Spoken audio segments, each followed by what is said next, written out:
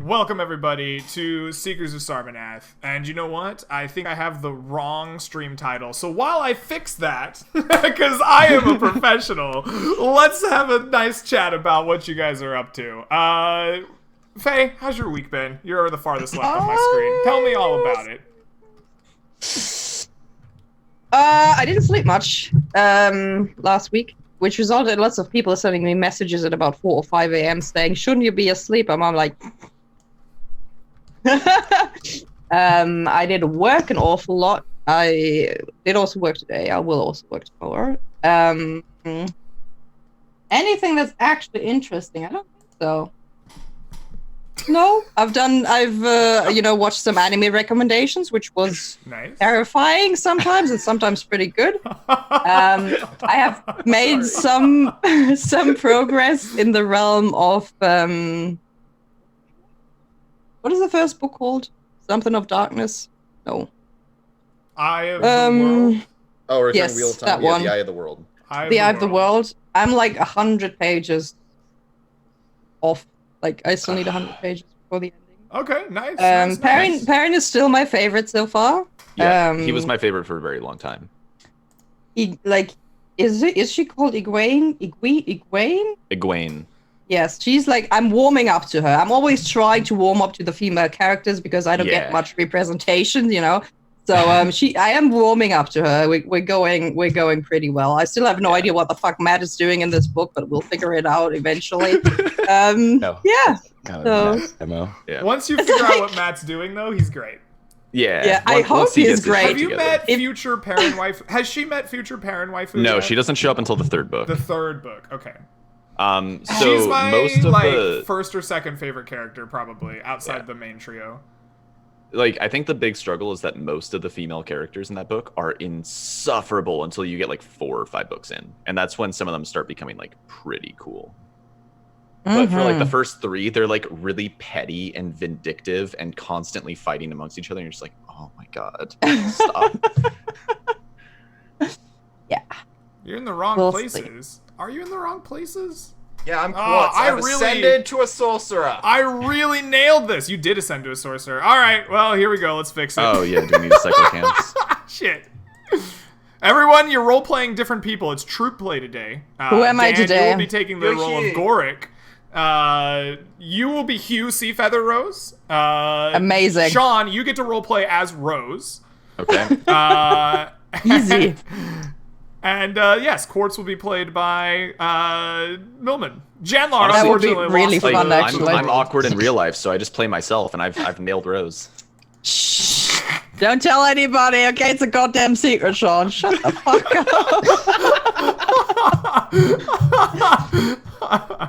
All right, I'll fix that. It's method acting. It has nothing to do with me and my personality and social skills. I mean, that's fine. It is for me, though. I've played Uno with you. You're a liar. You're a liar and a murder hobo. You can't murder hobo Wow. Uno. If you can, I need to see Uno is this a game about screwing over your friends. Like, that's the point. I didn't screw over anybody, okay? No, I'd always just win and watch you guys just duke it out for half an hour. That's why I love the drawing rule where you draw until you can play, just because it makes the games last Huzzah! forever and become really Everyone painful. is in the right spot now. Woo! Are we in the right was spot quick. on the other screen? Yeah. I don't know. That's good. At least we didn't play music this time and my doorbell didn't go off and, you know, we don't have... We're a very professional Car stream, okay? alarms, We're really good at this. Our production value is up there. Production value through the roof. Alrighty. Well, thank you for sharing what you've been up to. You're welcome. Enjoying my recommendations a little bit more than Sean's. It's not a competition, okay? So Yeah. But for the record, yes, Now- she is. But it totally is a competition. Now I'm gonna like brainstorm. I just want perfect everyone to know anime that the recommend. awkward, terrible recommendation came from Sean, not from me. Hey, it's not a terrible recommandation, but it is very awkward. I'm going to say it's a little bit like... hold on, I gotta look this up. It's a little bit like your grandmother, right, hasn't watched a movie in a really long time. And you're like, oh, I'm going to give her a recommendation, right? And then Sean is like, oh, fantastic. we're gonna watch Reservoir Dogs, right? And then Greg is like, okay, we're gonna watch The Intouchables. So it's pretty much that level, right? They're both excellent, but the emotional difference is pretty big. Okay, it's pretty big. Yeah. It's also that it pretty much, the Reservoir Dogs part also pretty much starts with the scene where the dude bleeds out for 3 hours. Like, straight from the get-go. So, yes. All right. Well, Millman, what is up with you? How's your last couple of weeks been? Fill us in on the glorious Australian details. It's been really fucking hot, and then it rained, and I finally got into groove at work, and then I just woke up. It would have been yesterday morning, Saturday morning for me, and I was like, I really can't go to work. And my work had a meltdown because I only have the store number, and at 2 a.m. there's no one there. So I was like, rang the store, no one there. I was like, oh shit, I'll message my boss. And the co-worker I have had to find me on Facebook, sent me a message. I didn't get the message because we're not friends. And then when I woke up, it was just like a gazillion messages. Are you coming to work? And I was like, I messaged the boss, I'm not in. So they had a meltdown. That was fucking hilarious. Wow. Other than that, been trying to find a game to play because I'm in like that weird space where I'm like, I have like 50 games. 3 of them I'm waiting for a patch for. And then the rest of them are just, I've played them to death. And it's like, I'll just give this new League of Legends card game a go, and I'm pulling my hair out, so I'm back in square one. I can recommend Slay the Spire. I'm very bad at it. I've played it to death. It. I have a shit ton of hours in it. Are you looking for a card game specifically? No, it was just the first thing that was new. I'm actually about to interesting. Do you like rogue-like kind of games? I play all games. Okay, so there's a new newish roguelike that came out that I'm actually really interested in streaming myself, but it's called Children of Mortar, and it looks like a fantastic blend of a roguelike dungeon crawl with RPG elements, and like every single run gives you a little bit of that sense of progression. If you're looking for something to play, I would give Children of Mortar a go. I think I'm gonna do it myself pretty soon. Mortar? Mortar. I'll get a link off you afterwards. The only other thing I've been looking at is because a bunch of the boys and girls that are in my Discord are playing Star Citizen. They're like, just buy the base game, make an org, we'll all join, and we'll just loot and pillage the universe. I was like, this sounds great. Well, there you go. Like a game that you have to spend a shit ton of real money to buy ships. Mm-hmm. And I'm like, ooh, maybe not. But like, I'll buy the base game and just start. I'll become a, space pirate. Wait, a shit ton of real money to buy shit? Are we talking Star Citizen? That's what I just said. Okay. I spaced out, sorry. Sean confirmed not Didn't caring. you just agree? I feel like you agreed 10 seconds ago, and then like 10 seconds later you forgot what they were talking about. Yeah, I kind of spaced out for a second there, and then he mentioned having to buy ships with real money, and I was like, oh, I remember that scam. Yeah, I'm not going to buy a lot of real shit. I'm just going to buy the base buy-in. And then I'm just going to be a space pirate. I'm just going to steal somebody who spent like 10 grand and that's their the gateway child's drug, future. man. That baseline game, it's the gateway drug into bigger and bigger ships. I ain't got the money for the big ships, right? Like, I ain't got thousands of USD to blow it's on insane like, how big much ships. they charge for some of those ships. Yeah. But I'm just going to steal some idiot who's ruined his child's future. I'm going to steal his ship and just own it forever. Nice. That's the game plan. All right. I like it. Sky Pirate Millman coming soon. Dan, what have you been up to? How's your last couple of weeks been? I moved last week, so Yeah. kind of worked out for me that we canceled.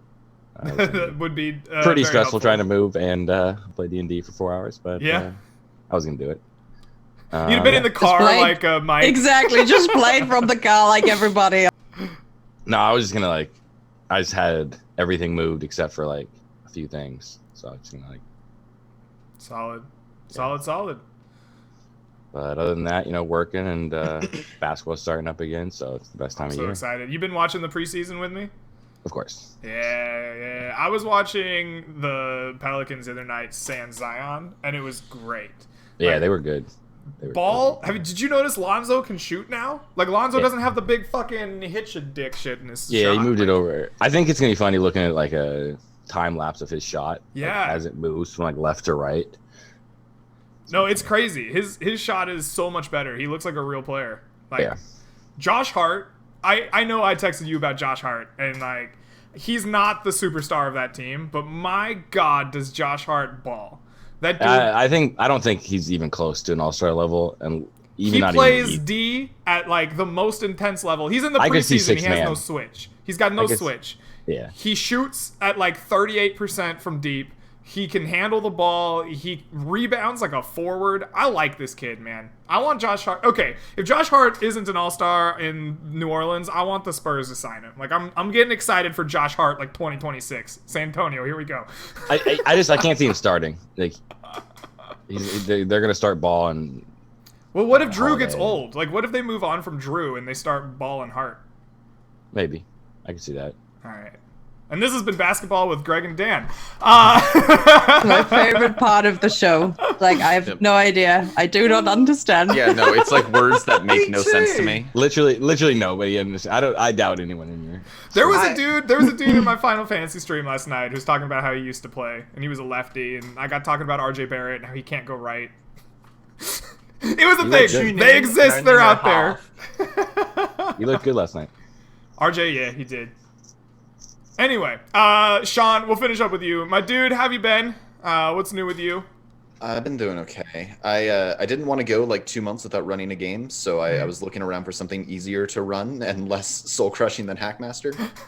And I found a game called Five Torches Deep that I read up on, and it's interesting enough that I want to run it and give it a shot. Okay. It sells itself as like 5th edition if it was made into an OSR game, and it's not like a horrible description. When they say that, they mean like if you know how to play 5th edition, the mechanical baseline that you learned will translate very easily into this game. But in terms of how it actually plays as a game, it's much more like an OSR D&D game. Very And interesting. it's interesting. Yeah. Yeah. Who made it? That's a great question. I don't even know who they are. A game by, I don't even know if they're a company. I think Yeah. it's literally made by like 2 designers. Nice. Okay. I'll have to give it a look. That sounds like a very interesting game. Yeah, it's neat. It's got like it's got some interesting ideas in it. I really like the GMing section because they have like they only give you a few samples of like monsters. You have to make your own, but the way they set up the monster thing is monsters belonging to an archetype. Like they could be a soldier or a sniper or a brute. And then when you're building a group, there are group archetypes. So like if you want a patrol, that would be a bunch of soldiers and then one sniper. And it's a little 40 D&D-ish in that regard in terms of how it tells you to like build combat encounters. Right. And then the actual way of building monsters by their math is very straightforward and very simple, which is one of the big things. I get a little that weirded put out me in. whenever I hear building monsters by math, because it never feels right to me. It's not building by math. Well, a little bit. It's like if a monster has this many hit dice, these are the rough approximations of stats that you should be going for. So don't make like a 2 hit die monster with a plus 12 to hit. But it's like rough approximations generally. I don't know. I don't mind doing that. Fair It's enough. an interesting means of building things. Awesome. Well, let's go ahead and dive into play, shall we? Does anyone need a little bit of a recap from like 2 weeks ago? Yeah, where do we leave off? Yeah, I'll take a minor recap, please. Yeah. Alrighty, excellent. So, at the beginning of last week, we had picked up with you hiring a ship, the Zephyr's Wind, to sail down the Moonflow River up past the lands of Elvendar, so that you can seek the spire in which Rose's friend has been captured. Along the way, you were receiving odd dreams in your sleep, showing fears and all relating kind of back to the woman in a sphere that had plagued Tom once upon a time. As you drifted down the river, days were passing relatively easily, but at night you were finding it more and more difficult to light the fires along the ship that would help keep the fey creatures of the night at bay. Eventually, as you approached the Elvendar itself, the fires would not light at all, and the ship captain forcibly ran you ashore next to a small city just outside of the Elvendar, where they too found trouble lighting the fires. Janlar came to the city's aid, calling himself a mighty wizard who would protect them in the night, and they sent you to a large overlook hill to set up some alarms. But while you were there, a nightmare appeared from the forest and being trailed by some flickering fey creatures with quicklings of darkness, jittering in and out of the shadows. Whatever fell desire the nightmare had was set aside as it found living creatures to feast upon, and a pitched battle was set forth, which the party eventually won with some very useful AoE spells. Before heading back into town. Seeing that no lights, there were a large menagerie of fey creatures, and even on the edge of your vision, some kind of small 4 to 6-legged creatures following you just outside of your vision. But upon arriving to town, they seemed to give up their prey to chase another quarry. After surviving the night, the town thanked you with an elven ring given to them some ages past from the elves that live deep in the Elvendar, claiming that the ring may allow you some freedoms that you might not otherwise experience with the elves. You set up a weighty chest and awakened apple tree, much to the surprise of a very poor farmer, to help defend the city from further fey creatures coming in the night. I actually forgot about that part. Fluffy, the awakened apple cider treant, will be a firm protector of. Yep, I'm sorry. It's kind of not. Of the town. And so you boarded up once again on the Zephyr's Wind and began to make your way downriver to the Elvendar. I guess this would be upriver, technically. If I'm being technical, the downriver would be towards Sarmanath. So, the 5 of you are on this boat, making your way into the Elvendar itself. It is a short day's journey from the small city that you stopped into the woods themselves. As you approach, there are large and ancient trees, full of leaves despite the wintry weather. It seems that the leaves here don't churn as quickly, although you do see oranges and yellows and hues throughout the Elvendar. The green has stuck much longer here in the wintry months than you would expect, just based on your travels through other lands. As you enter through, kind of a deep dark shade covers the river, and the water here slows while it was rushing and fast. While it was swifter further downriver. Upriver here, the Moonflow is almost idyllically calm. Everything floats along on the top of the river. It maintains that crystal clear quality that we saw as you went through Sarmanath. But there are even more strange fauna in the river, rippling colors and strange, unseen creatures washing through or whisking their way through them. The silence that you would expect to meet with in the dark kind of forest like this is broken quite often by the chittering of forest creatures and with the scampering of birds and small rodents through the underbrush. But eventually, you do kind of get an eerie sense of calm coming through all of that, despite the natural order of it. So, what is it like for the 5 of you as you enter your way into the Elvendar for the first time? What are you guys feeling? What are you guys... does your demeanor, any actions change on the ship as you make your way through into this kind of otherworldly forest? I think Quartz is a little bit nervous because it's his first time coming home in a few years. Kind of hoping that his mom doesn't find out that he's here. Right. How long did you live in the Elvendar, Quartz? Most of his life. I think I said he's been on his own for 3 years. So if he's 12, he left when he was 9. So he spent the first 9 years in the Elvendar. You told us you lived in the Elvendar, right? Yeah. Okay. Jandlar would be wearing his ring, the elven ring that was given to him. And then I guess I would be a lot more confident now that we know that we have someone at least who's been in the Elvendar before. All right. Might have safe passage. Nice. Okay. I think I'm probably just sitting at the front of the ship, keeping an eye out, because last time we've gone anywhere near Delvendale. We just keep getting attacked by fey creatures, so I'm keeping an eye out. Keeping a watchful eye for anything that might be attacking you. Fair enough. All right. So, did somebody... I'm sorry. Okay. Oh, okay. Well, okay. I'll go as well since I'm, I think Rose is a bit wary as well because she's used to the Gloomwood, and large forests that contain fey creatures are mysterious and beautiful and very deadly to her. She's very interested in it because she's never been here before, and it's like another, really big forest full of opportunities and possibilities. But she's also aware that she doesn't really have the time to explore this, right? Like, it's her goal to get to Algernon as quickly as possible, and save him from this mess, especially since she knows that they are running out of time, apparently, because, they're having these dreams, and Rose does take these things very seriously, but she also knows that rushing into things is not a good idea. So it's better to do the things you want to do at the time you want to do them, in order. But it still makes her nervous because this is a decision she's made, and she really doesn't want to put the group into a bad position because she said, we're going to go and save my friend.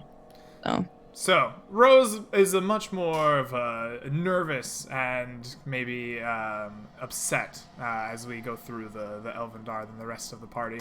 Milman, you are taking a nice look out at the top of the ship as it glides its way smoothly through the water, kind of ethereal majesty to the woods as you go through them, tower above you. Go ahead and give me a perception check, please, as we make our way through here. Oh, this is good things to come, I hope.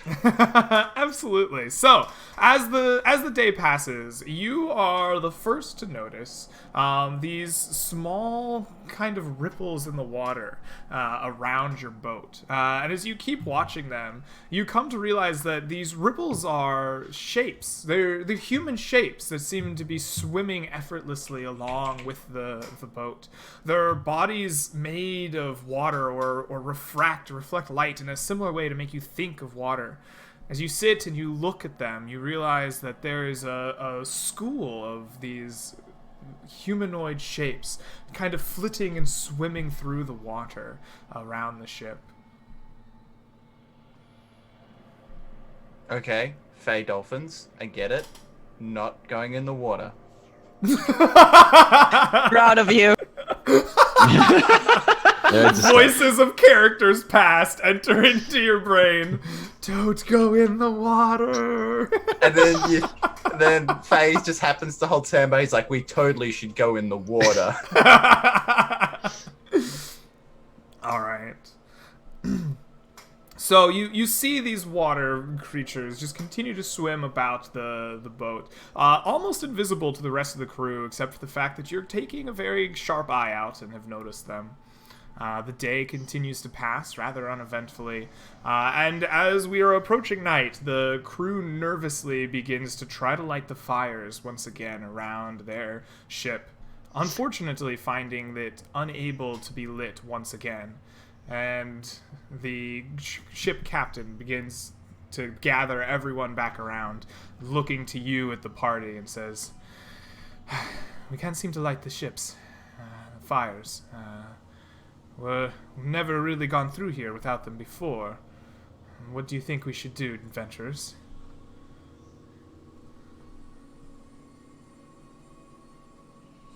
How far is it to the first settlement of, the elves here? She kind of scratches her chin for a second, looks into the distance, says, I'm not really sure where the elves make their cities, other than at the very center, the heart. There's a great majestic city there, but where else in this forest, I am not certain. We've never gone off the river itself.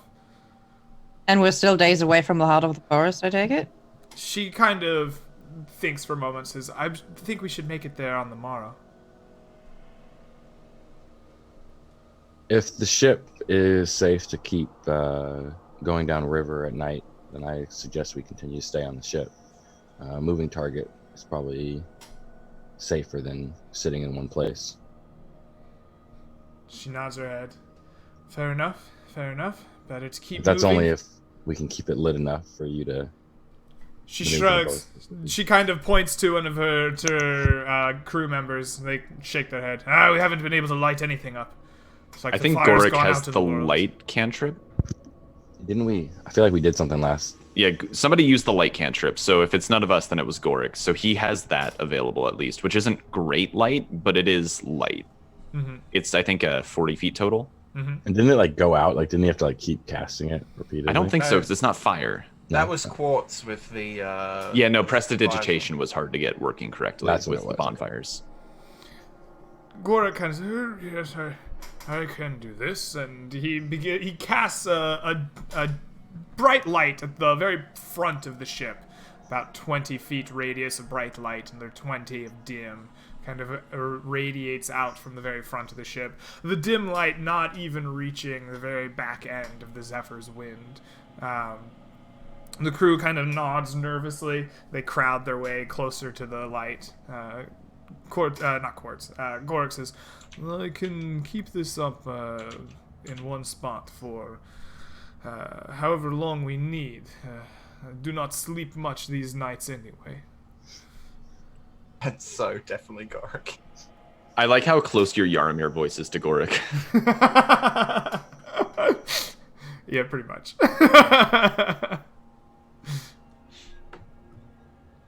Seeing that these sailors are all afraid, Janlar is going to break out into song and sing Ooh. the tales of that.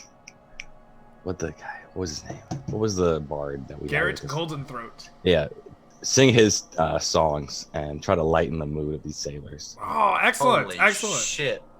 Do you have a little rendition for us? No, I don't even remember. What Not at all. It's been like 20 Alrighty. weeks.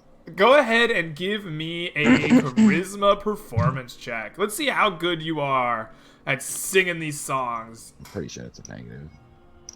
But let me check real quick. I can tell you I have not had a performance check at all. I think you have a Dan's charisma like, of -1, "Performance? right? What's this? How do I perform? I got a, The solid -1, probably. no, it's a straight up D20. Wow, look at you. Oh, Too bad. man. All right, Janlar, why is it that your singing is so uninspiring? Like, what is it about the songs that you sing that just... I think it's that Janelor like mixes up the words, but as he's singing it, like remembers the words and keeps trying to like go back and restart the song, so that he can sing the right words. Excellent. Oh god, that'd be so painful to. Oh god, I'm sorry guys, I screwed it up. Let me. All right, 1, 2, 3, 4, and it just starts over again. Yeah, like I can just yeah. imagine the painful awkwardness of that. Perfect. Janlar, you sing to your best of your abilities, trying so hard to get everybody's morale engaged. Eventually, one of the crew members claps you on the shoulder. He's like, I appreciate the effort, but we have our own sea shanties. Come, we'll teach you some. And the crew takes up the singing instead, although there is a bit of nerves throughout their night of travel. So, crew Gorik is going to stay up all night because he needs to be able to cast his light cantrip, I think, once an hour. He might be catching some old man catnaps in between. But the rest of you, what are your plans for this evening of travel through the dark Elvender forest?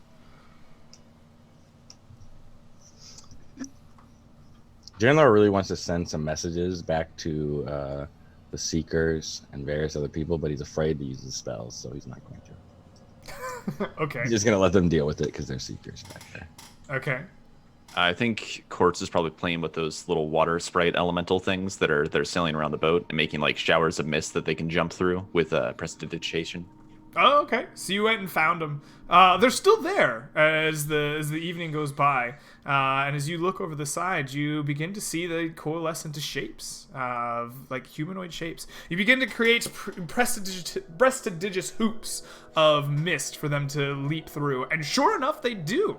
The water-like creatures rise up out of the water. As it cascades out around them, you see their bodies are made from a bluish translucent liquid. It looks almost exactly like water when they're in it, but is definitely different enough from it as they rise out of the water. All of them have the shapes of beautiful men and women, perfectly sculpted bodies, as they rise up through the hoops and dance along the water's edge as you play with them. So having spent time in the Elvendar, is this... I imagine that there's so many fey creatures in the Elvendar that you could live there a lifetime and not see everything. Is this Quite one possible. thing that I've run into before? Have you? Or something similar to it? That's kind of what I'm curious about. Should I make an Arcana Would you like to roll some check here? dice? Yeah, let's roll some Yeah. dice. Absolutely. Would that be Arcana or Nature? I will let you choose. These are natural creatures in their natural habitat, but they are also from another world. They're fairly arcane. Yeah, let's go with Arcana then. Okay. That seems more fitting. Absolutely. Give me So that that's Arcana plus check. Let's see if you 4. are aware of them. A 12. A 12. I think that you, Quartz, have not met these creatures yourself, though perhaps you have heard of them from the peoples of the Elvendar itself. These are the Water Neards. They are very similar to a dryad, though that they stick to all things aquatic and water-like. They are bonded to a specific river or stream along the coast. They're found to be mischievous and playful, but they are not considered particularly malevolent or particularly winter-like. These would be very much summerish fae. Okay.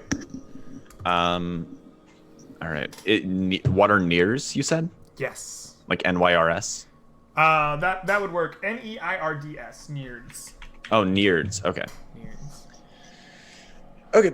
I get that listed down. All right. I think I just continue to play with them then. All right. As you continue to play with them, they are speaking in a language that I don't believe that you speak. Do you speak Aquan? No, I speak Common and Draconic. And Draconic. They continue to, as you play more with them, you set up these hoops and things, and they're coming out of the water. They're very playful or whatever. They seem to be speaking in Aquan, and though you can't understand it, it seems very inviting to you. It seems as if they're inviting you to come join them. Come play with them in the water. Nah. No, you don't not feel quite like that. it? He's not that carefree. He's not that carefree. Yeah, I would like for you- Quartz knows from living around Fae that they're not necessarily evil, but you need to set firm boundaries. Firm boundaries with the Fae even the creatures. ones that are not necessarily evil will. Please make me a charisma saving throw with advantage for your knowledge of Fae creatures. All right, so a charisma save, I believe I do. So 2d20 d1 plus 7. 12. Whoa, you pass. It is with all of your might that you steel yourself against these invitations, and though you're certain that it may be a very good time underneath the waves of underneath the waters of the Moonflow, you eventually back away from the edge of the ship. It is beginning to turn full night now as Quartz is done playing with the Water Neards off the sides of the ship. They're still there, though they have kind of slipped back into the river itself, becoming once again nearly invisible to the crew, waiting for someone to play with. So, what's the plan as it comes to nightfall? What are you gonna do? Are you just standing on the dock all night long as it sails into the night? Are you sleeping in the tavern? What is the call here from the crew? Tying myself to the mast of the ship and having Esteban stand guard right in front of me.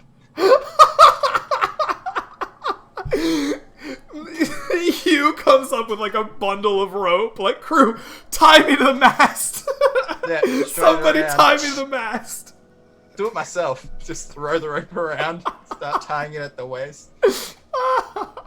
You get eyes from the crew, but as you see, as the crew member sees you doing this, they all kind of mumble amongst themselves, and soon ropes are being passed around, and while they don't lash themselves to a mast, many of them tie themselves with a line of rope to some kind of anchor point on the ship, allowing them to stay within the light and still do their jobs. You pull out Esteban Montague Garcia IV, and he looks around like, I do not see anyone for me to stab, senor. Just in case they come, I know you're the most competent one to fight any fey creature that comes aboard this ship. Ah, you are learning. Yes, I am the most competent of all. I shall stand guard for you. Thank you. Thank you, good sir. Excellent.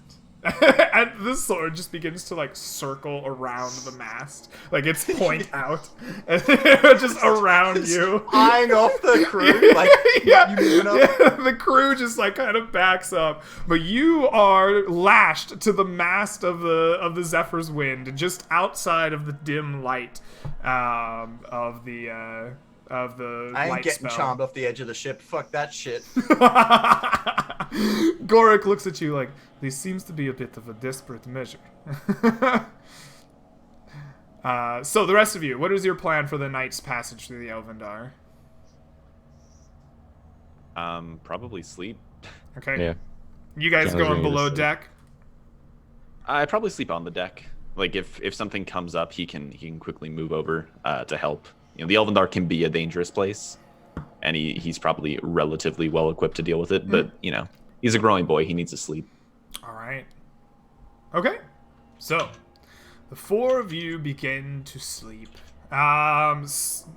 I imagine it's pretty hard to sleep lashed to a mast, but for the sake of fiction, we're gonna go ahead and allow it. I want all of you to please make me a 1d10 roll as you go to sleep, and I guess I shall roll for Gorik as well. Oh, Actually, yeah, low roll. I'll make Gorik immune since he's not here. 10 is good, right, Greg? I think 10 is 10 making you wins. more likely to. Yeah, you win. All right. So in the night, In a good way, though, right? I'm winning in a good way. always. Do I ever make you win? You're in a winning bad like way? Charlie Sheen is. Shit. Oh, God. Oh, boy. Tiger blood. Woo! Let's do it. All right. So Rose, as you drift to sleep, in the night, you are quickly visited by a now at this point probably familiar dream. As you feel kind of the presence of Tom nearby in your dream, but you can't see him, and soon you are whisked to a small forest. There is a blue orb of burning fire, and the screams of pain and anguish from a woman's voice. As you begin to approach this blue sphere of fire, though, they begin to change and morph. Those screams begin to sound more and more like a familiar voice, until you are standing kind of face to face with this blue orb of fire, and trapped inside of it, you recognize your friend Algernon as he is being burned alive inside the sphere of fire, until eventually his screams stop. There's no longer any motion inside of it. As his corpse hangs there, the fire begins to lick out and spread. It touches the forest, blue and burning, and the forest begins to burn. And the entire wood catches slowly, to your horror, as the flames spread and spread, a roaring inferno around you, until eventually you wake up. And you wake up to an anguished scream from below deck. It seems that one of the crew members has screamed their head off, a cry of bloody murder. In fact, all 5 of you are jolted awake from whatever sleep you have, as a crew member goes sprinting off the side of the ship as fast as he can go, screaming just an incoherent yell at the top of his lungs, and goes diving into the waters below. I hope he had a rope tied around him. He did not. This one came from below deck. Mm-hmm. How hard is it to swim this river? Are the Neards You still haven't out there? tried. You take a look over the side of the boat, and even in the light of the light spell, you can't seem to make out if they are there or not. I'll go and I'm gonna untie myself and dive in after him. From the You top of begin the ship. process of unlashing yourself from the mast of the ship. The crew that was awake begin to peer over the side, looking for him. No sound of him. They came up from below deck, right? Yes. Okay, I'm gonna run down below deck and see what I find down there. All right. You begin rushing down deck as Hugh begins to untie himself from the mast of the ship. Below deck, you find a bunch of very bewildered sailors that are just kind of looking around, confused as to what's going on. They ask you, like, what happened? There were screams. Yeah, it came from down here. Did something happen? I don't know. We were sleeping. I look around. Does anything seem out of place? Like, no dead bodies? No, like, evil writing on the wall? No, you don't see anything. No satanic effigy that, like, sprouted up overnight? No, the no satanic effigy. There's no dark mark painted on the walls. No, Okay. Nothing like that. Who was the man? Does anyone know him? It looked like Jim to me. Was it Jim? Yeah, I think that was Jim.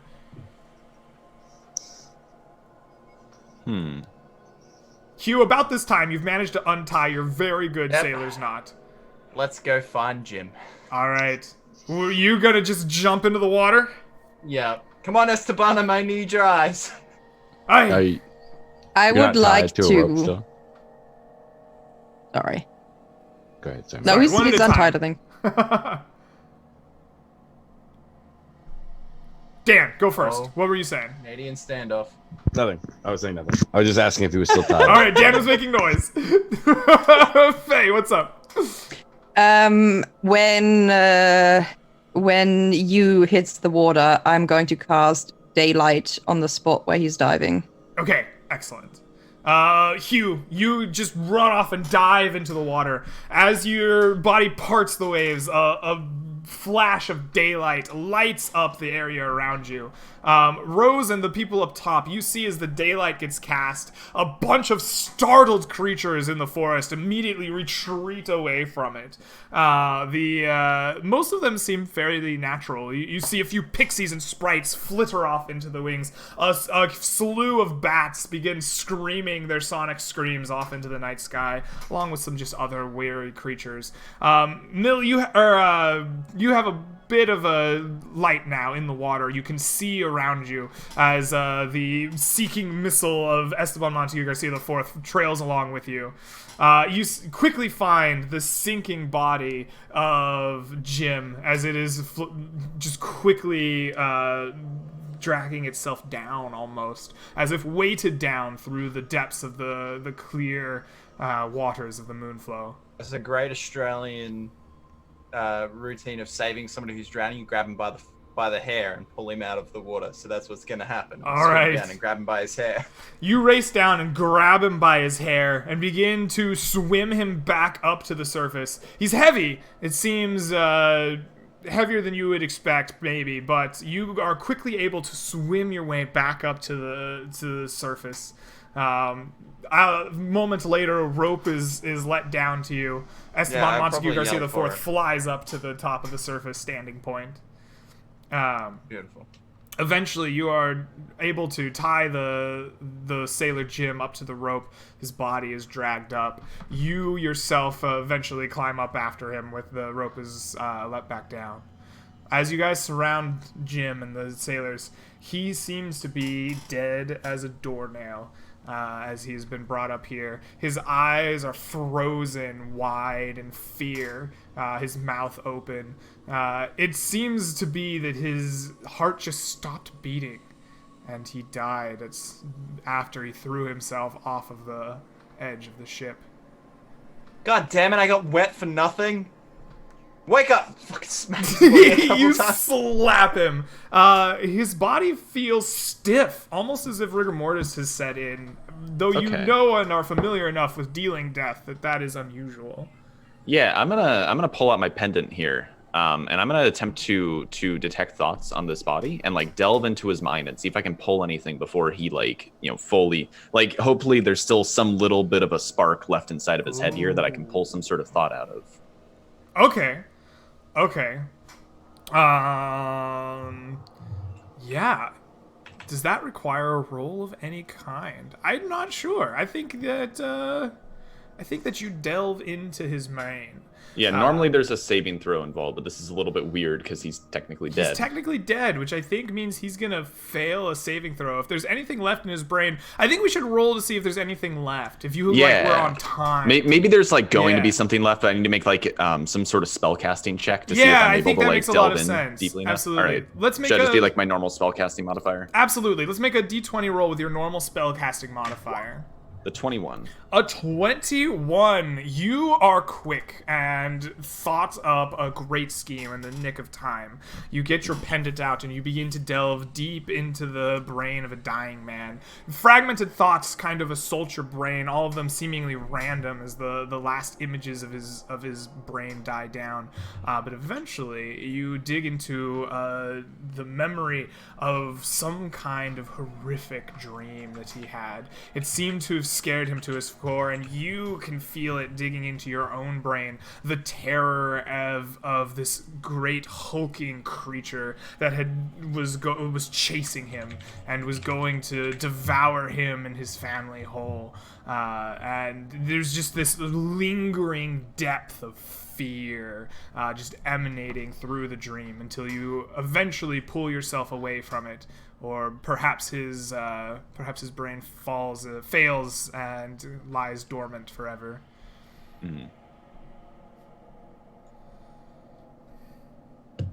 Well, what'd you see, small boy? He had some kind of a nightmare. And then he plunged himself off the ship. The way he died isn't natural, but I don't see any kind of.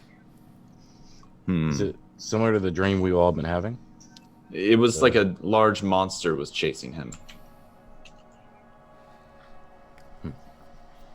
It's ominous. But why would Sailor Jim have such a weird dream? Maybe Haven't you just... guys been having weird dreams? No. Yeah. It's just weird that Maybe? it killed him and not you. Seems to be a different dream. We've all seemed to be having the dream of a woman imprisoned by fire. Oh, Rose, please take 1 level of exhaustion. I forgot that. This one seems different. I wonder if it's just due to being here in the Elvendar. If Maybe it's your the dreams magic are all of the similar Elvendar. because you know each other. You've been through the same things. It's And his possible. is different because he has different experiences. You haven't been having dreams? No? Lucky. Quartz, as the talk of dreams continues, you begin to just see something in the corner of your eye. You're certain it's there. You keep turning your head and it's just not. But Okay. every couple of seconds, you're catching things, apparitions, the side of your eye.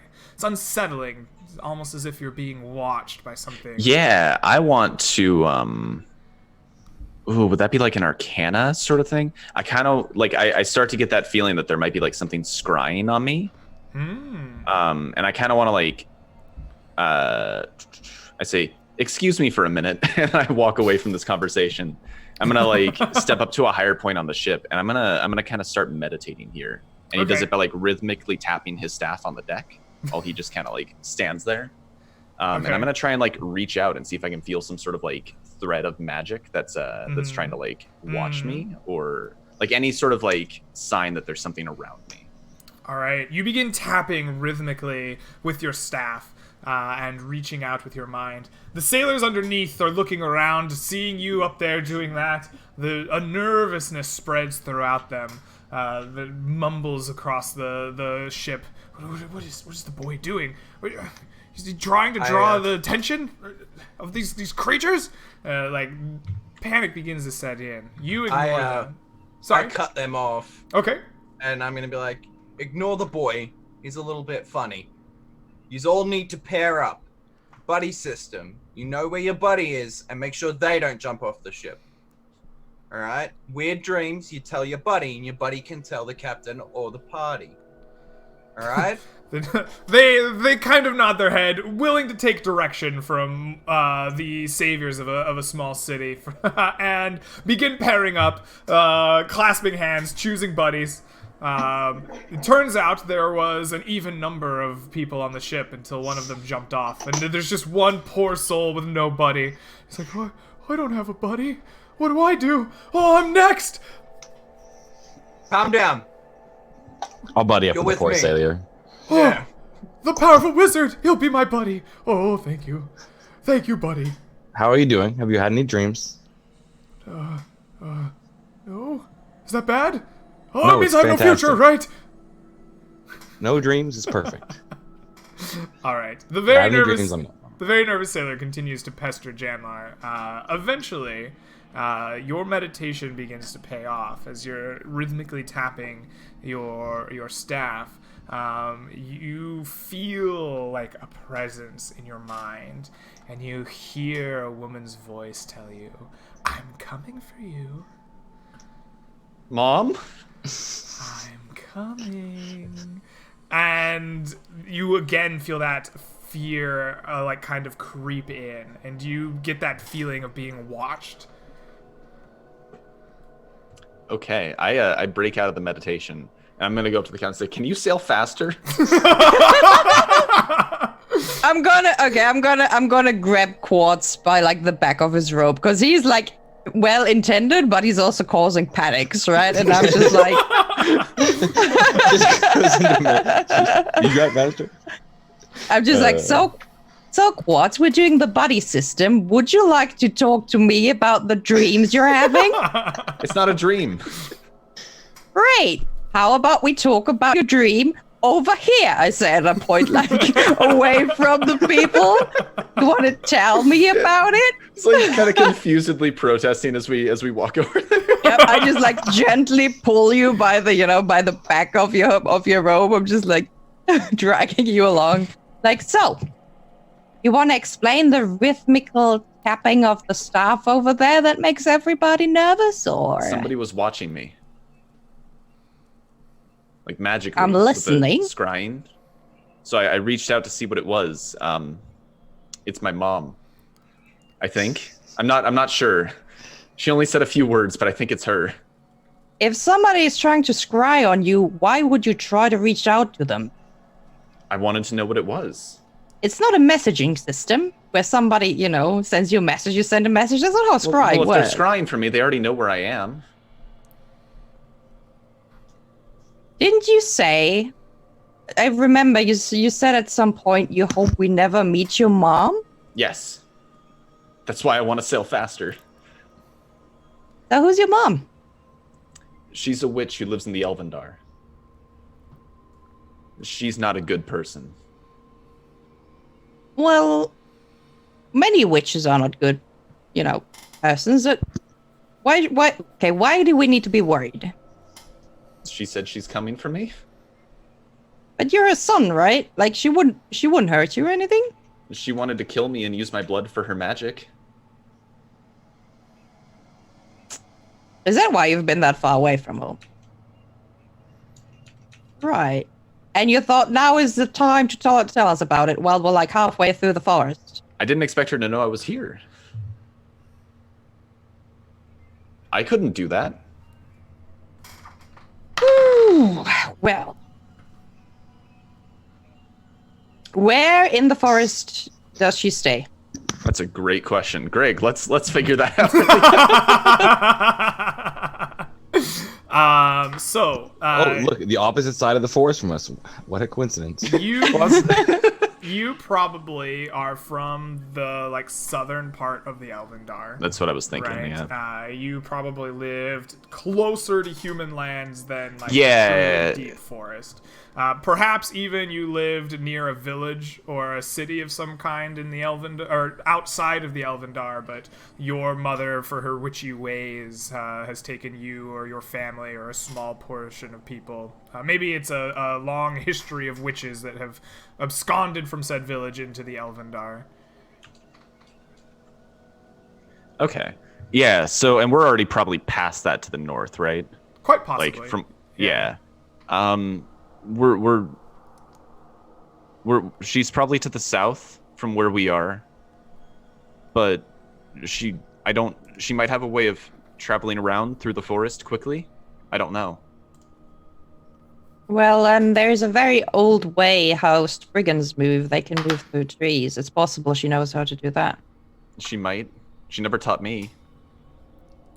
Rose, on the edge of your vision, you feel like you saw something light on fire really quick. You turn your head to look, and it's not there.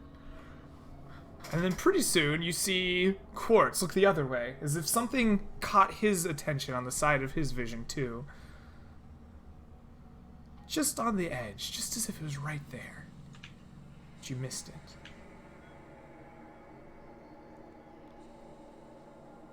I don't like this. Me either. Should we go ask if we can sail faster? No. We're gonna put people into a panic. We have to move at a normal pace. If she's trying to make us panic and she's succeeding, we're not winning anything. We have to stay calm and collected and ignore those burning flashes everywhere. Burning. It's like an eye for me. Oh yeah, It's shadowy. that's what I meant. Oh. Shadowy eye. Absolutely. Yes. Rose, you begin to smell smoke. You're certain that you smell smoke, thick and acrid. Rose is actually getting really annoyed with this. She's getting really annoyed with this. She has fought this fear of like flames and fire for a long ass time, right? She has stuck to a person she had considered a friend, even though he was like the symbol of fire and flames, which she was absolutely terrified of. She thought she had these times behind herself, right? And now somebody's trying to scare her with these. So instead of being afraid for once, she's actually mad. Like inside, she's actually mad because she's like, I've been dealing with all these things, and now you're trying to scare me. Right? Okay. Because that's what she thinks it is. Obviously, nobody else is seeing that and smelling the smoke, right? But she's like, this is like a tactic, right? And she doesn't like it when people exploit her weaknesses Please make me against a her. wisdom saving throw. Oh boy. I'm just. Well, there we go. Jumping off the ship, boys. It's.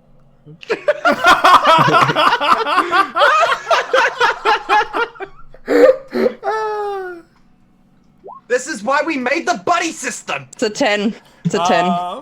Oh Does my 10 God. cut it? It didn't show up for the longest time, and I was like, did she roll a 1? And honestly, you weren't far off. So, you... We're all on the top of the boat, right? Yes. Okay. You get angry. You're like, this is unreasonable. I shouldn't be afraid of this. I deserve better than You this. deserve better than this. And the smoke smell just kind of goes away. You begin to just smell the normal forest smells, the water below you, the nice trees and the pollen, the flashes around like they were just on the edge of your vision seem to fade away. Okay, I'm gonna clap Quartz on the shoulder. I'm gonna cast guidance on him, and I'm gonna say, you have to fight it.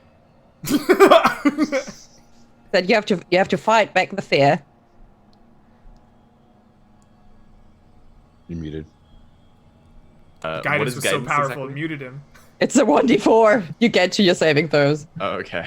I think. Is it just... Hold on. Is it ability throws or saving? 1 second. I might have fucked up on this one. I think guidance is skill checks. The other one is. I think it's bless, right? And that does the right thing. Add the number to one ability check of its choice. Yeah, it's just ability, I guess. Okay, never mind then. Never There's mind. another one for saving throws, but it's like no. It's blessed with saving throws. There's Do I like have symbol of blessed? hope or I don't something. have blessed. Yeah. Nope. So you were guided and told you I have to still fight said the what I fear. said. I still said what As she says, you have to fight the fear. You hear kind of shouts from away from you, kind of in the north of the deck, back where Hugh and Janlar are. And it's the sailors like, "Oh, did you see that? It was right over there. I swear, there was something there in the woods." And then somebody else shouts from the other side, "No, it was over here. I saw it. I swear." Boys, we're safe on the ship. Stop panicking. After hearing this from Rose, like next time Court sees that thing watching him, he turns, he's like, "I'll fight you!" Like really nervous and shaking a little bit. It's like a 12-year-old kid with a staff. Like, "I'll fight you." All right. You attempt to reject your fears. Please roll me a wisdom saving throw, and I will go ahead and give you that D4 for guidance, just because it makes sense, even though it's not really the spell. Okay. Plus D4 plus 2. 16. Oh, nice. Okay. What'd you roll it in?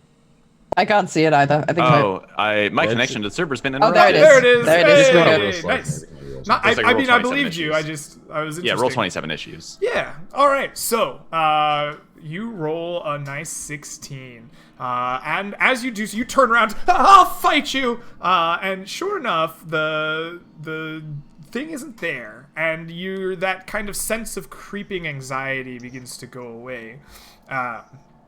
And the just edges of your vision clear. There's nothing there watching you. Mm-hmm. However, you still hear the shouts from the crew members around you. Seems that they are beginning to fear for whatever else is stalking them. We need a little help, Rose. Big fire, daylight, something. Well, I guess I can cast another daylight spell. I'm gonna cast it on my staff in the middle of the ship. Okay. A bright light just shocks out from your staff, out into the But they woods. saw it they saw me do that just a minute before. It's not like they're Yeah. I'm not giving everybody a heart attack and we all die here, from the sunshine. Rather than lighting up the water next to you, you now light up a huge area as you've hit your staff high on the ship, casting daylight in the entire region of this part of the river. All of you, please make me some perception checks as the daylight flashes out from her staff. A 10. A 10. Straight down the middle. Nice. A 5. Oh boy! Oh, a 25. I'm lit. Very Pretty lit. nice. Well, you, Rose, are perceptive enough to see as your bright light flashes through the area, these small, hulking creatures, green and like pale green, sickly, with large mandibles on their face, having both humanoid and bug-like appearance to them, go skittering off away from the light, shunning it into the trees. They look a little something like this. Whoa. Oh, fuck that. I was thinking more That's pretty cool. Cthulhu-esque. Yes. There was at least 3 of them that you saw. And as soon as your bright light shined out, they scattered back into the trees in the forest around you.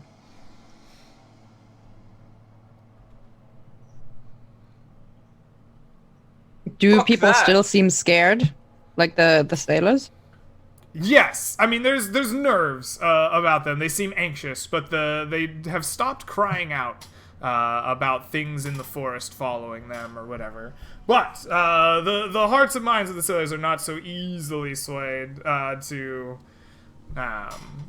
being calm. They're still concerned throughout the ship. Okay, Those who are not mandatory on deck need to go below deck, please. Let's limit the amount of easy jumpers. Wasn't the first jumper below deck? Yes, but at least then we can close the door and make sure they can't just rush to jump out. Also, I'm pretty sure you need line of sight to make somebody go crazy.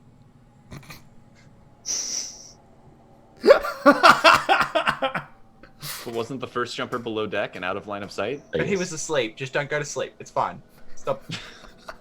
Stay out of line of sight and don't go to sleep. These are the rules. People all hiding in corners. Yeah. I'll keep up the light and I'll shine like my stuff in the direction where they disappeared, Sure. just in case they turn around. You shine your light in that direction, but you see no trace of these creatures that had skittered off. Yeah, I'll be standing with Rose. Got my bow handy. Never know, I might get to nail one. It's kind of exciting. Alright.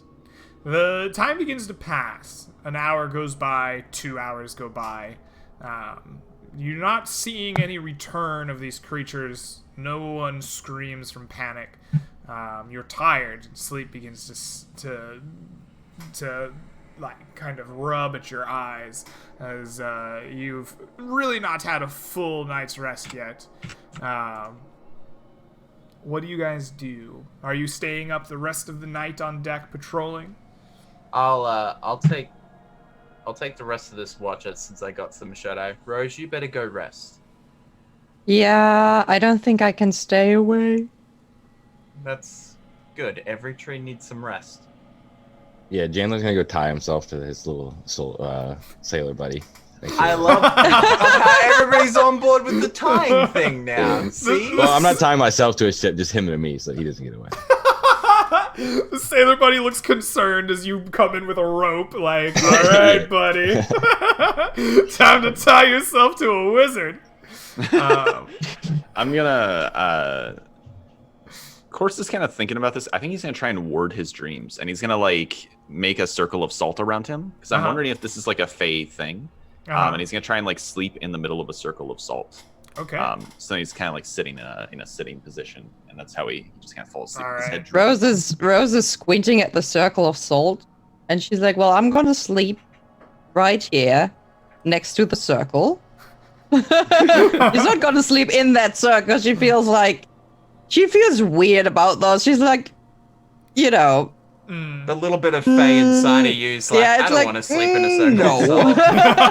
She's like, if your mom contacts you, please let me know. Okay. All right. And so sleep comes for the rest of the night. You wake up the next morning to like bright is relative inside a large forest, but it seems that daylight has come and the forest is alive and well as you wake up in the deck early in the morning, of course, as all the birds come out.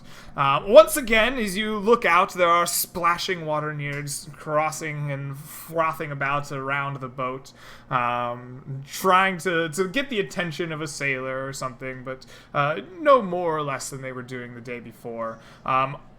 All of you managed to get a full night's rest, except, of course, for Rose.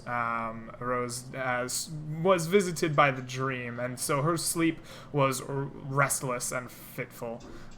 We already told you to mark exhaustion, so you only get one per the night. You don't double up on that. And so the day has come. No other jumpers happened in the night, and you continue down through the Elvendar. I hate this place. I hate this place. I hate this place. Just seeing me sitting over Just here. wait till we go to the Gloomwood, dude. I'm fine with the Gloomwood. This place sucks. I'm sitting there tired, probably got one hand of coffee, and I'm like looking at the water like, I understand why he jumped.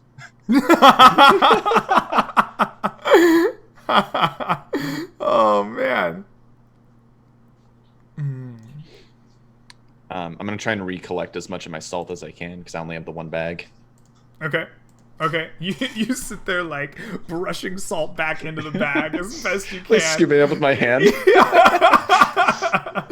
You're dismayed to find this to be a very difficult challenge, but you reclaim some number of salt. Can I get a bucket of the river water? Is it like nice and cool? It is. In fact, it is ice cold. It is like you jumped in it the night before, and it was chilled and cold to the touch. And yeah, you put down a bucket. You get back crystal clear, perfect water. Perfect. It's cold. Wash my face. Yeah, it's a shock as you wash your face. It wakes you right up. It is like perfect tasting when you drink it. It's great water. Feels really refreshing. Fill up my water skin. Anybody want some water? Sure, I'll take some water. Here you go. I take the water and I just pour it over my head. Just like Delicious. Bonsai tree. Oh, the tiny bonsai tree gets the rest, of course. Like, okay. little Ray gets the rest. Ray's like, yay! He's just like all his little, he's got his little like branches and he's like, yay! Somebody needs to make a chibi little bonsai tree. I need that. All right. And so your day begins. What do you guys do the following day after your troublesome night? Does your routine change any? Is there any actions you take, or is it kind of business as usual the next morning? For Jailer, it's business as usual, except for checking in on his little sailor buddy every hour. All right. The sailor buddy thanks you a lot for being his night buddy, but does wish to be untied. he gets untied in the morning. Yeah. Can I light my hooded lantern? Can you Is it light harder your to hooded light lantern? during the day? You can try. How are you gonna light the lantern? I have the flint and steel to go with the hooded lantern, Okay. and plenty of oil for it. Okay. So, Absolutely. What I would like is a survival check from you. Rose, can you get this for me? No. You want me to light something? I don't think that's a good idea. With an 18 survival, you do eventually manage to get it to light. You have to like dismantle the hooded lantern a little bit so that you can rain sparks down into the like oil. And it takes you are a very confident lighter of this lantern. You've done it many a time. But as you send spark after spark onto the oil, it just doesn't seem to want to catch. It'll smoke and you get a little bit of the fume up. But eventually, after a few tries, you do manage to light the oiled wick of the lantern, or however I'm not exactly sure how hooded lanterns burn, but you get it to light after some time. It's just a regular lantern with walls. Yeah, does it have a wick? Is it literally like a pool of... It's still a kerosene lantern. Yeah, okay. Just... Yeah. You eventually get the oil-soaked wick to light. Perfect. I'm going to keep that bastard burning. You can't go out, little buddy. All right. Excellent. Probably eating my body weight in food to keep myself from falling asleep. You're like calorie, just like after calorie, trying to make sure that you're gonna sleep. You're not gonna sleep another wink. Yeah. All right. The day continues then. Routine, kind of as usual. It is a bit more silent on the deck of the ship as you continue to sail your way through the Elvendar. However, eventually, just a little bit past midday, you hear a ship just kind of like come to a stop, right? Like as if something was grinding against metal on metal.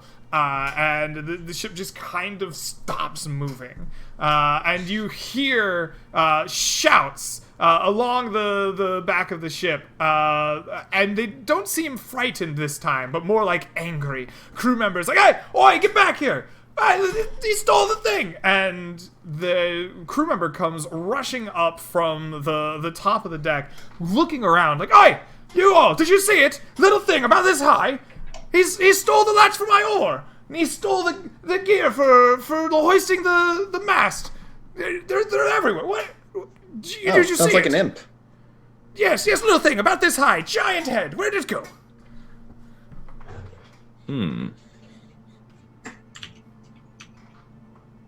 I start Nothing looking ran in around. our direction, right? You didn't see it. Yeah, I don't. No. I'm gonna start looking around a little bit. All right. You begin investigating, looking around for signs of this little creature. Go ahead and give me an investigation roll as you search the top of the ship here. Yeah, what do I have for that? +1. Aid you if you like. All right, Quartz, you begin looking around, and you just creep along. Eventually, you see a little porthole, a little window at the bottom of, like, you just kind of looked over the side on a whim, on happenstance, and through this portal, you see a giant bulbous head on a very small body with long, prolonged arms, and he's holding a bunch of metal workings and fixings and gears and some rope, and he spies you and looks at you and goes, "Rawr!" and jumps back through the portal. But as he does so, it's almost like he disappears. It's not as if he went through a window, but more like he used the portal to jump somewhere else.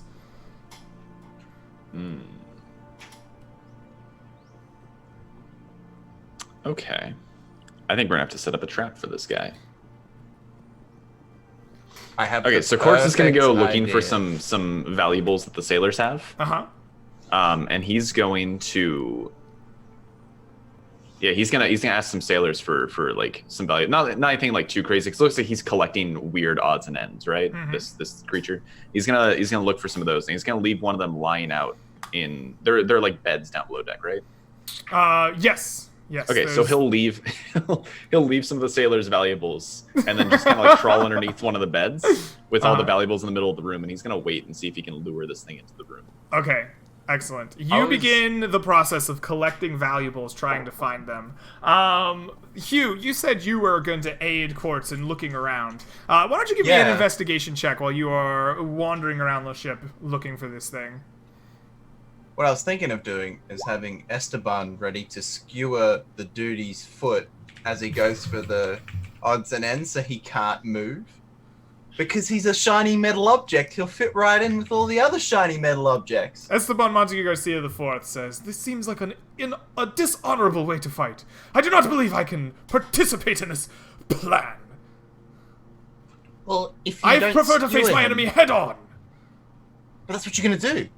You're gonna head on stab him through the foot so he can't go through the portal and run away. It's more like foot on. He's a coward. You must fight a coward with a trick. I do not fight like a coward. I am the greatest swordsman who has ever lived. Esteban Montague Garcia IV will not stoop to your levels of trickery. Well, do you want to sit with the random objects and just stab him through the heart when he appears? That would be great. Perhaps. What object shall you wish me to guard? And I was like, just point at the bed covered in things. These ones. Alrighty. As you're having this conversation with Esteban Montague Garcia IV, you're standing next to a bed, and there's like a little, like wooden slat that keeps the bed upright and locks in place with the leg of the bed. And through that hole, Quartz, you see this happen, but it happens too fast for you to react. The creature with its enormous head pops itself out between that little triangular slit, reaches up and grabs the loop that is hanging around Millman's neck, yanks it down, and then jumps back through that little slot and disappears. Little fucker. Yeah, so we're definitely gonna have to leave all the valuables in the middle of the room, away from any immediate holes. Then from behind you, you hear just cackling, just as if from a strange and misshapen body. It sounds wrong, but you just kind of hear.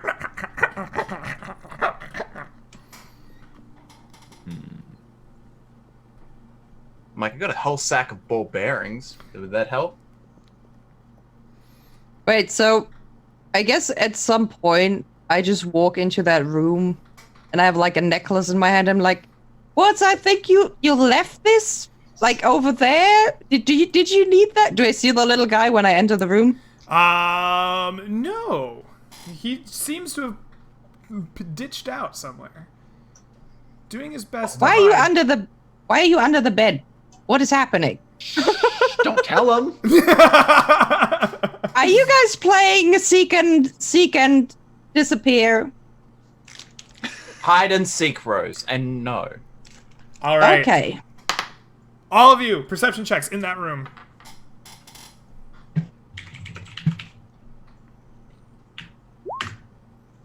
Woo! Ooh. We keep rolling the same, Millman. Oh! I know, right? All right. So none of you are prepared when this little creature pops out of another little hole. This one seems too small for his body and his head. His oversized heads and hands just don't seem like they should fit through it. But there's a small knot in the wood of the ship that has a little hole in it. And out pops this strange creature, and it yoinks the necklace that you're holding in your hand out and cackles. And jumps right back into the little knot of the wood, disappearing again.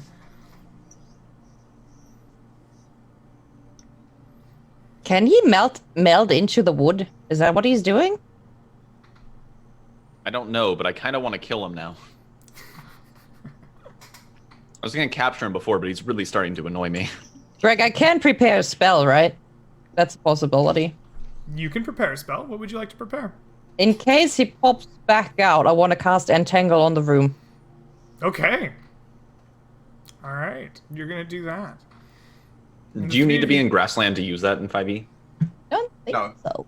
Nope. Cast it anyway. Cool.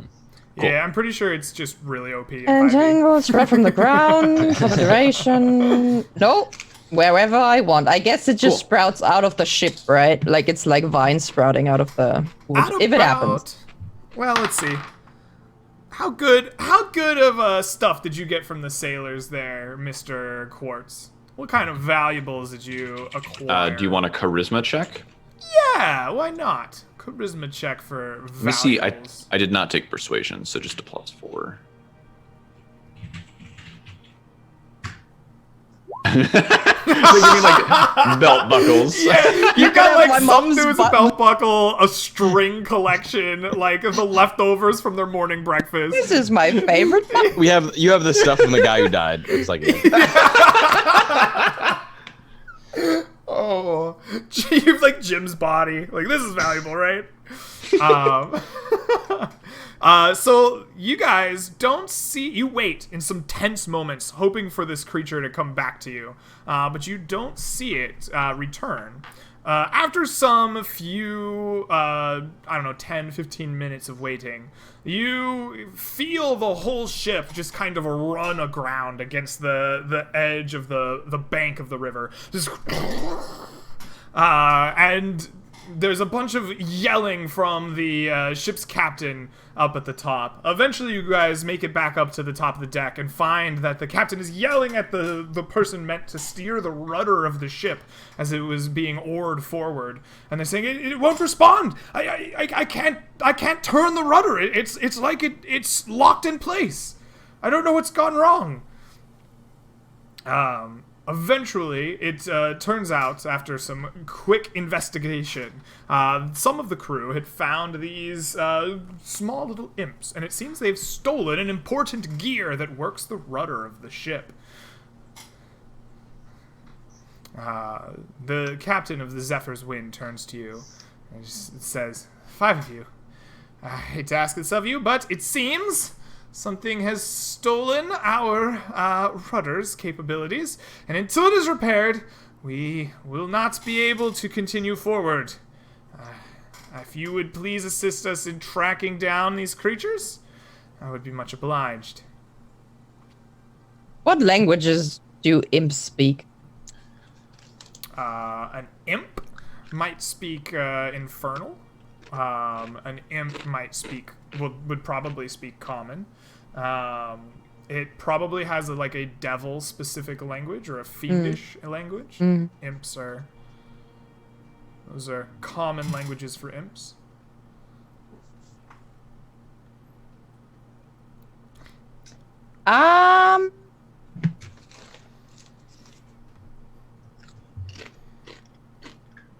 Okay, I gotta look up some stuff. You guys. All right. Rose begins to could- think very hard about imps and the like. What do the rest of you do? I was gonna nudge Rose and be like, Samba can see things, right? No, I'm still thinking really hard.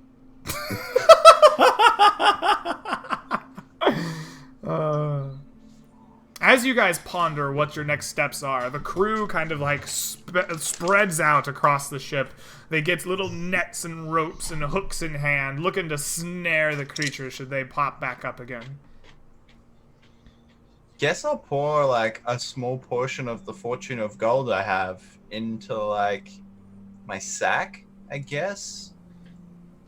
I'll put like, say 10 gold pieces. I'll shine them up real bright and I'm like, okay, like, here's some bait, I guess. Okay, here we go, Greg. Okay. I'm gonna put Samba on the ground in front of me very carefully. Okay. I'm gonna turn into a giant badger. And I'm gonna Okay. pick up Sandbar with my mouth. Like this. All right, you turn into a giant badger on the ship, and you Yes. pick up Sambar in your mouth. Exactly. And I go to the last spot where the imp disappeared, and I'm gonna sniff. Okay. Because I do have keen smell and advantage on perception checks that rely on smell. And I have Samba with me, so together we're gonna figure this one out. All right, you're gonna sniff out the strange creatures stealing your stuff.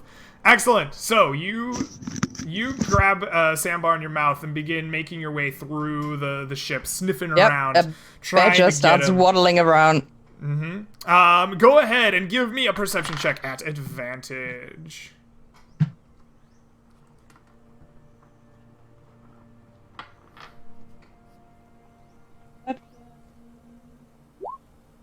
Fourteen. 14. It's not great. It's Not not terrible. great, but with Sambar's help and you sniffing around with your keen nose, you prowl along the ship, going lower into the deck. You find a couple of sailors there, and you find a small room inside the ship. There is a port window looking outside, and it seems like this is a small covey where they have access to things like the rudder of the ship and the gears. And as you make your way down here, you find 4 small creatures, about the size of a gnome, with oversized heads and giant ears. Their hands so long that they are dragging their knuckles behind them as they walk. One hand just full of odds and ends, trinkets, gears, metals. And as you waddle up on them in your badger form, they turn around and they begin running in each and every direction, splitting up into 4 different directions as they run up the walls. As soon as they see you, their bodies begin to start secreting this like sludgy black oil across the floor, leaving this like stripe of ooze wherever they run. Right, but they don't disappear into like some hole or something. Well, they're running up the walls, and there's this kind of like porthole looking out. Okay, how big is that hole? You know, how big's a porthole? About a foot around, maybe? Yeah, and it is it looking up or is it looking like, It looks you know, out outwards? across the water. This is towards the like river side of the ship as it's been run aground. Right. Is there a way to climb up to that hole, or do you have to like would you have to climb up the wall for that? You know, is there like you are a chest full-grown- or a well, crate as a or something? full-grown human, you would be able to look through it. I'm but you're a medium badger sized now. as a badger, right? Yeah, you'd have to like crawl up it.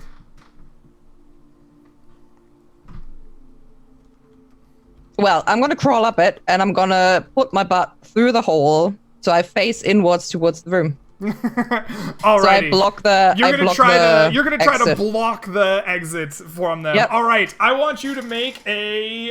We'll just make an initiative roll. You versus these creatures. If you win, you block the hole. If you don't, some amount of them may get through. Okay. Do I have Alright. badger? I have badger dexterity. I take Badger it. dexterity. Okay, so that's flat d20 then. If I can roll.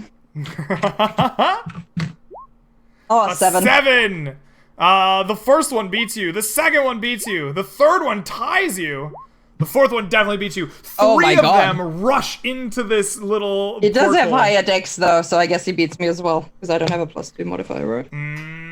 As soon as they reach this hole, scampering up there, it's like a flash of light occurs, just very briefly, and they just zip through it, and they disappear. They don't come out the other side of the window. It's like they're using this hole as some kind of portal. 1, 2, 3 of them flash. You and this creature arrive at the same time. It's reaching through the hole. You see a flash of light. What do you do as you arrive at the same time as this creature? I go through the hole. All right, you attempt to follow it. And so you do. You And I blink get splattered through the into hole. 1,000 pieces. Yeah. No. Famous last words. It's too small to hold your giant badger form, but it seems like you just wiggle through this pocket of space, and you appear on the bank of the river, the forest inching in around you. This surprised creature goes and just emits a pool of black sludge around him before hightailing it in big, wobbly, strange-looking steps away from you as fast as he can go. Right. Do I see any footprints on the ground? Do they all seem to have vanished into the same direction? You don't see any footprints other than the big like black sludge? inky ones that the one running away from you is leaving behind.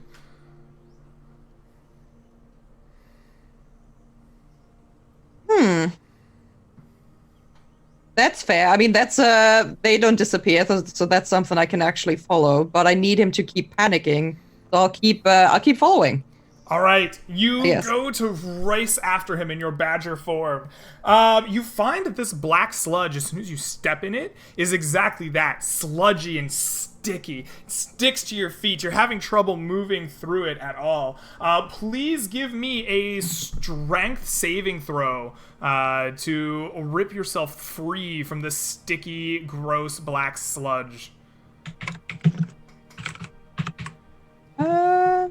Do I still get my proficiency to them? Yes, if you are proficient in strength saving throws. Absolutely. Oh, then yes. Okay, then it's 15. A 15! You do! You manage to rip your badger-like feet off of the black tar and begin racing after this.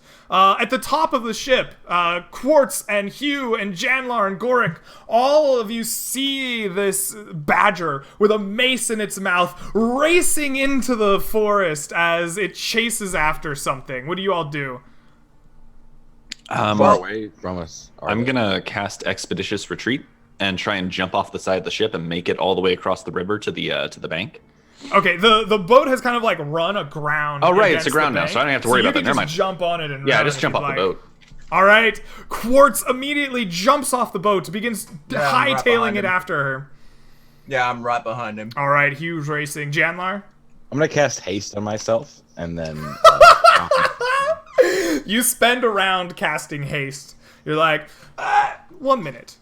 You cast haste and you begin rushing forward at double speed, quickly catching up with the rest of the crew. All right, we have a chase. I want the 4 of you to make me a combined acrobatics or athletics check.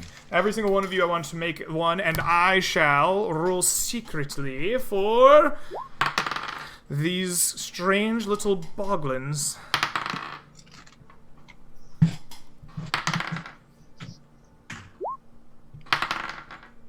Beautiful. Ooh, a 15, a 20. Is that 15 were yours as well? No, it's a 14. Okay, 14. 15, 20, 14. Janlar, you're hasted. You get advantage on this. Oh, nice. That's a 21. A 21, a 20, a 15, and a 14. You find these creatures to be surprisingly fast. It's not because they themselves are quick. In fact, any one stride of yours costs double or triple of theirs. You quickly gain ground on them. But it seems that they seek every opportunity to find any portal-like thing that they can find. If there's a tree root that's up in the air, they dive underneath it and teleport forward into some other portal. If they can find a ring of mushrooms, they use it much like a portal. And they are kind of squirrely prey, hard to track down. You begin racing your way down this forest bank, eventually finding yourselves in the wintry dryad area here. Let's move you here. You find yourselves deeper and deeper into the forest, stumbling across what is a like dry riverbank. Making your way down it, you stumble across a large tree, huge even in this forest standards. It's about 15 or 20 feet around, just in diameter, and the boglins all race up to it with their arms full of things. And outstepping from the tree is this grayish dryad, just melding out from the wood. Her features are light and gray, and where like normally you would see leaves and brambles and colors of autumn or summer, you see like a mane of kind of like dried branches coming out of her hair. There's mushrooms, colorful and sprouting over her like a cloak of many colors, but issuing out a kind of foul, wintry stench as you approach. And she looks to the four of you and says, "What intrudes upon my land?" Stop stealing from us. She looks down. These wretched creatures. She kind of bats one of them away. She looks at the four of you, and she spies Rose. Rose, please make me a reaction adjustment roll here. Oh boy. For 5E, Not with my charisma. for Please. 5E, I'm going to make this a baseline charisma roll as Oh, she boy. stares at you in particularly. What kind of distant relatives do I get? Like a +1? For your Fey ancestry, I will give you a +1. Lovely. I'm gonna eat that. Okay, so just basic charisma, you said? God, Yes. give me the one. Who's Give gonna me give the you one. a charisma with Sean, a you're playing +1. with me, not against me. Okay, Jesus Christ. Is it Uno all over again? 8. It's an 8. 8. She looks at you, says, "You don't belong here. What are you?" And she grows angrier. "Intruders in my land. Be gone at once." Give us back our stuff and we'll go. Fair's fair. That's a trade. Okay. I'm gonna turn back into my normal form, Greg. Okay, this is obviously a dried standoff.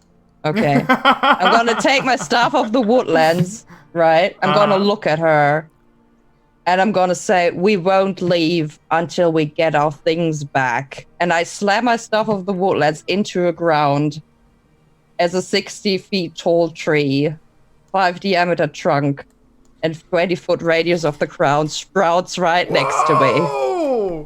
Whoa! You just sprout this gigantic tree out of the ground. I just imagine you have to like you step away a little bit because like it's starts to off the ground next to you. Yep. That is awesome. All right, you sprout this enormous tree from the ground. It just erupts in front of her as you say, "We won't leave until we get our things."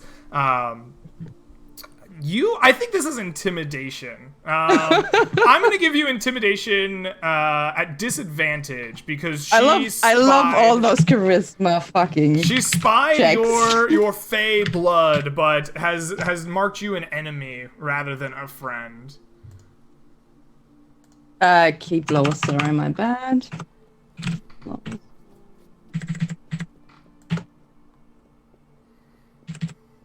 It's gonna be. It's gonna be. What? I didn't roll. Don't forget about it. That's not a roll. 2d20 KLY. It's so dark in here. I can't see You what wanna I'm keep the typing. lower? It's an 8. Oh, you're at disadvantage? Yes. Yeah, you said disadvantage. You sprout this magnificent tree out of the ground, and she sneers at it. The summer reeks. And she reaches out a hand and walks forward. I guess we gotta place a tree. Hold on, we need a tree now on our map so that I could, like... I wasn't expecting you to make a tree grow. Sorry, I don't think anybody ever expects me to do the things I do. It's No okay. one expects the Spanish Inquisition. All right. Yep. Let's make a giant tree. What's a full leafy green tree here? This one looks good. Boom. And you made just an enormous tree. That's probably too big. It's 20 feet for its diameter, I think. We'll call it that. Cool. Boom. You make an enormous tree just sprout out. The dryad steps forward calmly on top of this kind of wooden bridge across the dry stream bed, reaches out and touches the tree. Says, oh, the summer foul stench does not belong here. And as she touches it, like the grayish fungus like begins to spread around the trunk of the tree. It begins to kind of wither. Its leaves turn color and fall on the ground around you. Becoming a just kind of twisted wintry tree rather than the full and green one before you. And she looks at you right in the eyes and says, "No sister of mine, leave me in peace or face consequences." I feel like she wants to die. You muted, right? So, Greg, in my Gloomwood, right? Yes. How does it work with the summer and the winter? Like, you know. Why don't you roll me some history and we'll see what you know. History? Oh boy. History. Or Arcana. I mean, it's like the two sides, if you right? truly want Arcana, we'll give you that. I don't want either. So I'm taking. I tried.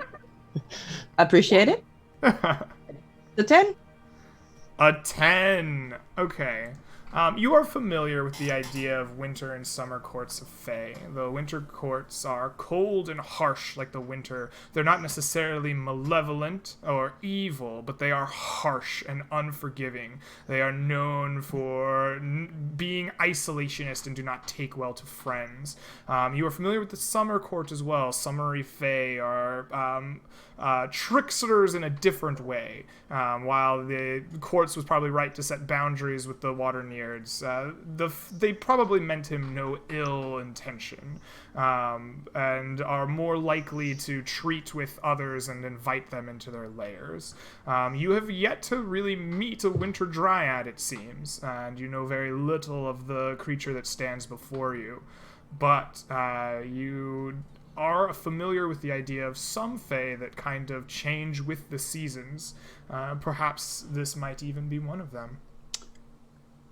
Greg, in our area, in the southern section of the Elvendar, is that like winter court area or is that summer court area? So you would know probably from living here that the Elvendar is the old ways. The Elvendar is the home of elves and Fae creatures that after the War and the Awakening live in the old ways. And so for the summer months, the Queen reigns and the summer Fae are at their strongest. And in the wintry months, the winter Fae rule. This is Kor. He is the king of the winter court. It was winter when the rifts first arrived, and it is now his season. It is now his turn to rule the Fae, and so the Fae of the winter months are at their strongest at this point in time. Okay. I think it might be time to pull something out here. Hopefully this doesn't come back to bite me in the ass. Seeing this like not working out too well for Rose, I think Quartz will step forward and say, "Even if we leave you alone, I don't think my mom will if you steal from us. Do you really want to risk taking on the wrath of Sorica?" Ooh, okay. She looks at you. She says, "I will deal with all intruders the same. She would be wise to leave me be." But go ahead and roll me intimidation. Let me see if the fear of Skorka will cause her. Have to any of us pause. heard the name before? Does this name sound familiar to any 21. of us? I don't think Quartz has shared it with you. Right. Yeah, maybe. So I she don't think so says because I made this, it up 5 minutes ago. and she puts on a brave face, but you can tell that your words mattered to her. She looks for the first time the least bit uncertain as she stands on her log, looking at you. She. I'm seems glad you're less so confident in your ability to face the Witch of the Wilds. I wouldn't be so confident. And you would send her here to me? I think No, she'll do we it are on not. her own. We're not sending anybody. We're just trying to pass through to get these imps over there. Just let us pass and we're out of your hair. That was actually a rhyme. I didn't intend to do that. I'm sorry. This is kind of awkward. Can we just walk through? She considers for a moment. She says, "If it will prevent future visitors, I suppose compromise can be in order." She snaps her head to look at one of these little boglins. She says, "Which one do you want? Choose or I'll choose for you." We don't Okay, want the which one bottom has we just want the- their stuff. Which one has the wheel? Can I see which one has the part they were missing? Sure. You give to a the quick ship? glance and you see the boglin that has the gear sticking out of its arms. You make a quick point to that one. The dryad snaps her fingers and a ring of mushrooms just like kind of grow up and entwine the boglin, who is surprised and begins shouting in its strange boglin voice.